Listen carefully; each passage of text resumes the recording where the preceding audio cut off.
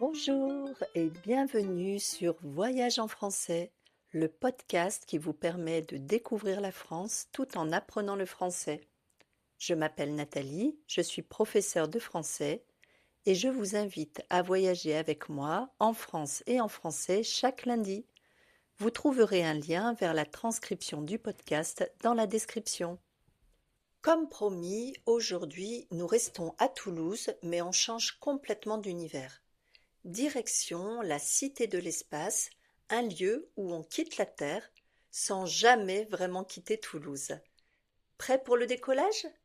Alors, c'est parti. La Cité de l'Espace, c'est un endroit unique en Europe, un parc à thème scientifique entièrement dédié à l'espace et à la conquête spatiale. Située à l'est de Toulouse, cette cité a ouvert ses portes en 1997 et depuis, elle fait rêver petits et grands. Dès que tu arrives, tu ne peux pas la rater. Une immense fusée Ariane 5 de 55 mètres de haut t'accueille à l'entrée. 55 mètres, c'est aussi grand qu'un immeuble de 18 étages. C'est impressionnant de se tenir juste en dessous de ce géant de l'espace, et c'est l'endroit parfait pour une photo souvenir. Mais la Cité de l'Espace, ce n'est pas juste des fusées géantes. Ici, on vit des expériences. Imagine-toi à l'intérieur de la station spatiale Mir, une réplique grandeur nature de la célèbre station russe. En entrant, tu découvres comment les astronautes vivent et travaillent dans l'espace. Tu peux voir où ils dorment, comment ils mangent, ce qu'ils mangent et surtout comment ils s'adaptent à la vie en apesanteur. C'est assez incroyable de penser que des hommes et des femmes ont passé des mois dans des conditions aussi extrêmes. Et si je te disais que toi aussi, tu peux ressentir ce que ça fait de marcher sur la Lune? Avec le simulateur Moonrunner, tu expérimentes la gravité lunaire qui est 6 fois plus faible que sur Terre.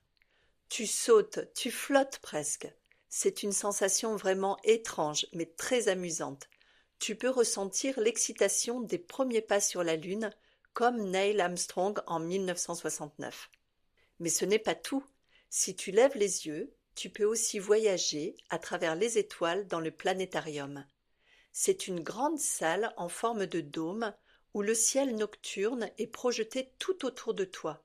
Les étoiles, les constellations, les planètes, tout semble si proche que tu as presque l'impression de pouvoir les toucher.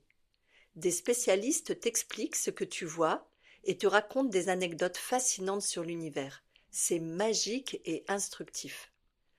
La Cité de l'Espace, c'est un lieu pour tous les âges. Les plus petits peuvent s'amuser dans des espaces spécialement conçus pour eux, comme la Cité des Petits, avec des ateliers interactifs pour découvrir les mystères de l'univers tout en s'amusant. Et bien sûr, avant de repartir sur Terre, un petit tour par la boutique s'impose. Tu peux y trouver des souvenirs originaux, des mini-fusées, des combinaisons d'astronautes pour enfants et même des repas d'astronautes lyophilisés. Et oui, tu peux goûter à la même nourriture que les cosmonautes. Incroyable, non? La Cité de l'Espace, c'est bien plus qu'un musée.